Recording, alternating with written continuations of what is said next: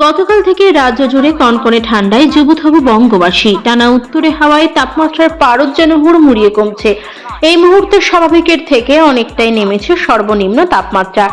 দক্ষিণবঙ্গ জুড়ে জেলায় জেলায় তাপমাত্রার পারদ কোথাও 10 ডিগ্রি সেলসিয়াসের নিচে, আবার কোথাও 8 ডিগ্রির নিচে।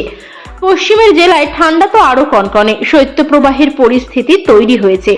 তবে হাওয়া অফিসের রিপোর্ট সূত্রে জানা গিয়েছে, শীতবিলাসী বঙ্গবাসীর কাছে খুব একটা সুখবর নয়, কারণ আগামীকাল থেকেই নাকি আবহাওয়া বদলের পূর্বাভাস রয়েছে।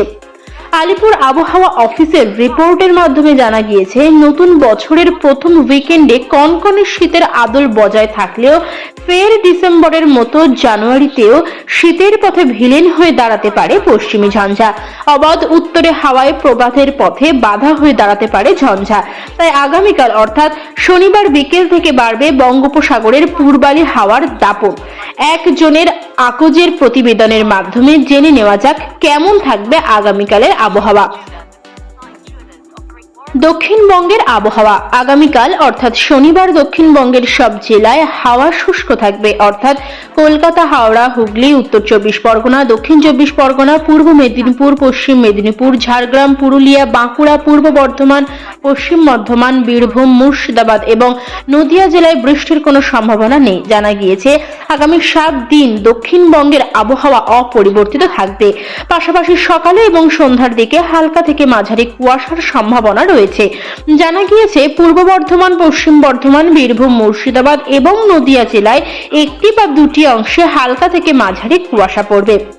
উত্তরবঙ্গের আবহাওয়া দক্ষিণবঙ্গের মতো উত্তরবঙ্গের কোনো জেলায় বৃষ্টির সম্ভাবনা নেই। দার্জিলিং, জলপাইগুড়ি, কালিম্পং, আলিপুরদুয়ার, কোচবিহার, উত্তর দিনাজপুর, দক্ষিণ দিনাজপুর এবং মালদা জেলার আবহাওয়া শুষ্ক থাকবে। আগামী সোমবার পর্যন্ত এমনই থাকবে আবহাওয়া, কিন্তু আগামী মঙ্গলবার উত্তরবঙ্গের 4টি জেলায় বৃষ্টি হবে। জানা গিয়েছে, দার্জিলিং, জলপাইগুড়ি, কালিম্পং এবং আলিপুরদুয়ারের একটি বা দুটি অংশে হালকা থেকে মাঝারি বৃষ্টি হতে পারে, সেখানে ভারী বৃষ্টির কোনো পূর্বাভাস নেই।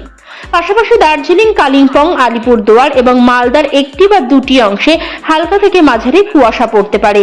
তবে ঘন কুয়াশার জন্য হলুদ সতর্কতা জারি করা হয়েছে জলপাইগুড়ি, কোচবিহার, উত্তর দিনাজপুর এবং দক্ষিণ দিনাজপুরে।